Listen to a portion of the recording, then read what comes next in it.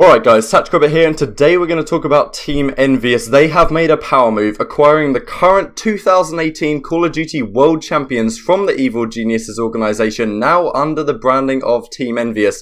The roster is going to be Aches, Apathy, Assault, Silly, joining alongside Huke the Nuke, EnVyUs' golden boy, the Messiah, and of course Coach Bevels as well, coming over from Evil Geniuses. So I think this is going to be a fantastic team. Can't wait to see what they can do moving towards the Black Ops 4 season. It's going to be great for rivalries. EnVy surely will be back at the top tier of Call of Duty, setting the bar. So I'm going to go through why I think this roster will be so strong, and I'd really be interested to hear your thoughts in the comments below. I'll also talk about where it leaves Evil Geniuses and some other organisations that had their eyes on some of these players. So like if you enjoy, subscribe if you're new as always, and let's start. So, just over 1 month ago, this roster, without Huke of course, won the Call of Duty World Championships. They were the best team on the weekend. They showed fantastic form, and a lot of it I think comes from Coach Bevels and the search and destroy prowess he was able to bring to this team. Of course, they put in a crazy amount of work, and they're all ridiculously talented players as well, so I expected to transfer nicely to Black Ops 4. If there was ever a problem I felt with the old team, it was that they relied too much on Apathy to do really well. Silly on E United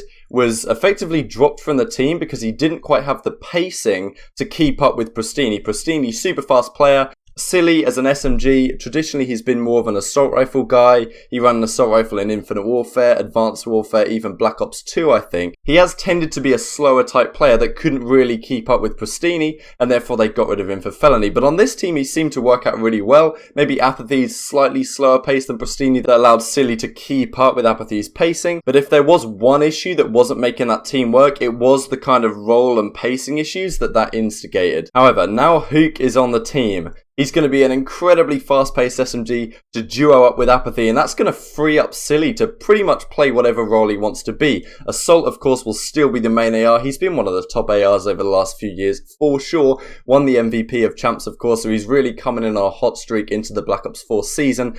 Silly and Aches will probably be the more flex-style players, and it should allow pretty much every player on the team to be in their most comfortable role. They all have veteran qualities. Huke has even been around since Advanced Warfare, where he was one of the breakout players of that game. Took a break, of course, to play Halo under the Team EnVyUs branding, and now he's back to Call of Duty last year.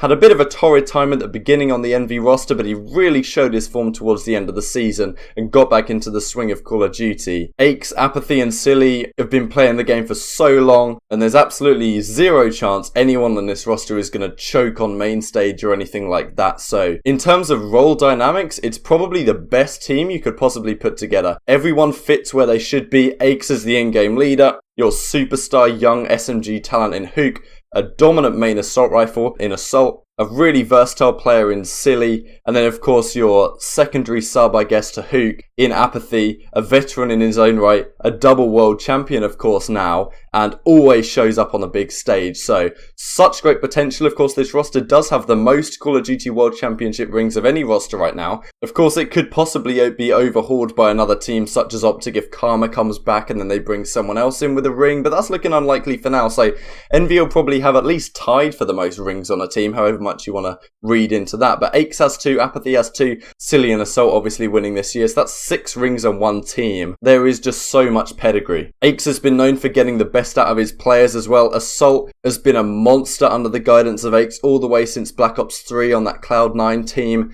But the real change here is Huke. I feel like this guy isn't being talked about as much as he could have been because he was on the EnVy roster that was kind of struggling. At the start of the year, everyone expected him to be this absolute monster because he'd been so good in Advanced Warfare, but it took him some time to adjust back from Halo, even though he was still playing decent. A lot of people said it was due to Slash's maybe toxic leadership or something like that, but I think a lot of it was down to Huke just adapting to the game.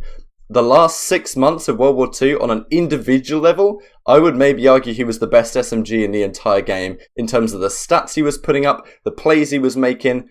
He doesn't miss. One thing that Halo will probably have benefited him towards Black Ops 4 is that Halo has a very long time to kill. You have to keep your aim on the enemy for a long time to guarantee the kill. Similarly to Black Ops 4, there's a very high time to kill in this game. Huke will maybe be even better at it than he was at World War II. So let's have a look at some of Huke's stats the last couple of months. This is over the entirety of the World War II season from the beginning. Huke is at number 16 in Respawn KD at a 1.07. He's the second highest SMG player on this list after Shocks. Kenny even is down slightly below him, although he does have more maps played and is technically at the same KD, but Huke is very much up there. And if we look at Stage 2, things get even crazier. This was Stage 2 with the EnVyUs team of Decimate, Classic and Chino. Huke has a 1.15 over 56 maps.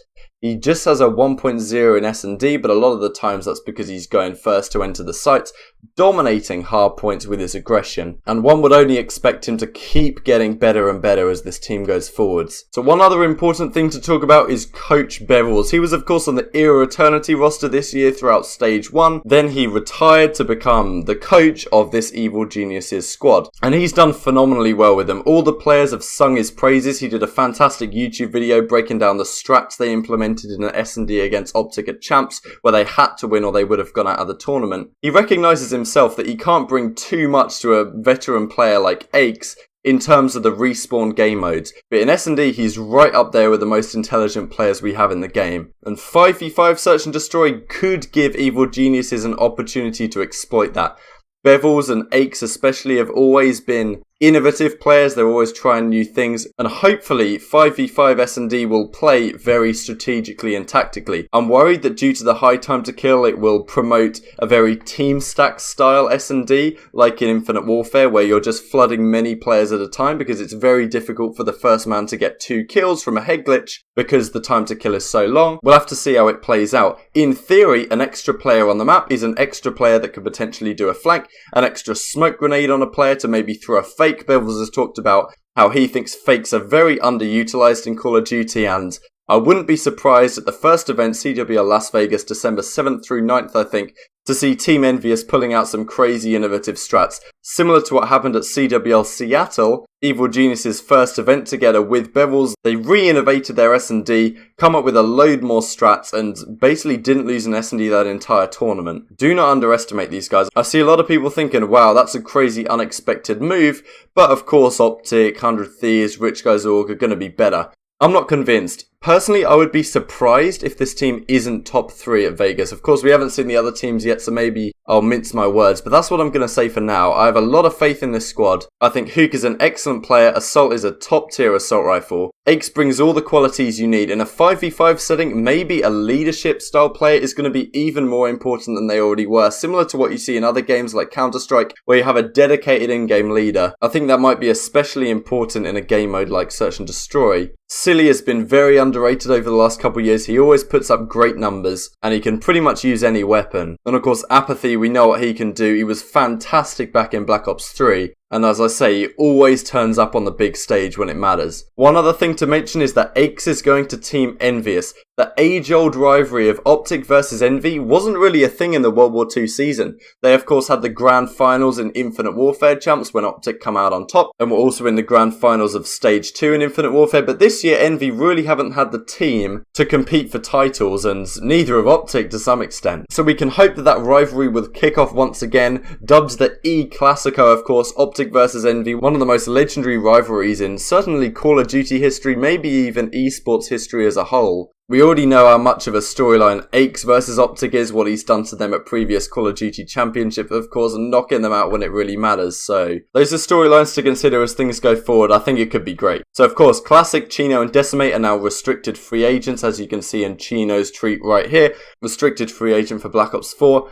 I talked about all the rostered rumours as they currently are in yesterday's video, so check that out if you haven't seen it already. But for now, let's talk about the former EnVyUs players. It's unsure where Chino would go. Of course, he says in his reply to himself here that he'd prefer to be a main AR or a flex player. Versatile players who are willing to play flex will be highly sought after, and Chino did win 2 championships this year on Team Caliber and has been known to get along very well with teammates and have good chemistry, so I hope he will get picked up by a good team. Decimate, we were unsure of. He did show glimpses of brilliance, but he really didn't show up at the Call of Duty Championships. He has been rumoured to be a team of 2 with Blastful from the former Complexity lineup, but it's very unsure where they could be going. In Classic as well, he had a very poor year by his Infinite Warfare standards, but he really did put on a clinic at Champs at times and was the MVP of some of their series that they won. He has been linked to E United and also potentially FaZe Clan if Replays and Priester are willing to take up the Assault rifle roles again. I'm not sure how much truth there is to that, but if you have any thoughts, leave them in the comments. Now, one interesting thing about this move is, as Assault says here on Reddit, Chris Tunn was right when he thought we were going to team with Jerd. If we couldn't make the team happen with Coiler, that's Huke, we were going to team with him. So, and this secondary tweet, people think we screwed over EG and left them, but it was the 5v5 announcement that put them in a bad spot. We couldn't acquire any fifths that were high enough on our list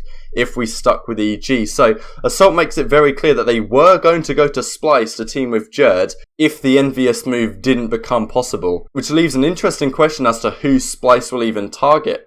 The CEO or co-founder of Splice, Marty, says last month, for Call of Duty pros worldwide wanted to make it clear that we are going to build the best team in the world. If you're a Splice player, you're on the radar of Splice regardless of region. DMs are open. Our infrastructure next year will be second to none. But now they've missed out on this Evil Geniuses opportunity, who do they go after? Do they have the money to compete with a FaZe clan, with an OpTic, with 100 Thieves, with this Rich Guys organisation? It's very much unclear, and who they would acquire as a top talent if they're looking for 4 more players to go alongside Jerd is very difficult indeed. Maybe Tommy is a target, so you could get a team of 2, looking for 3 players, but it's very difficult. Now, back to Evil Geniuses. Ryan Towie says here, he's some guy from Evil Geniuses, that any CW players or rosters looking for an organisation to represent EG aren't leaving Call of Duty, at least for the time being. The CoD burner said that maybe EG will be stuck with an amateur circuit team, but I'm sure there's plenty of European teams and amateur North American teams that have the possibility to get into the league. I think the old Allegiance roster of Spoof, Nova,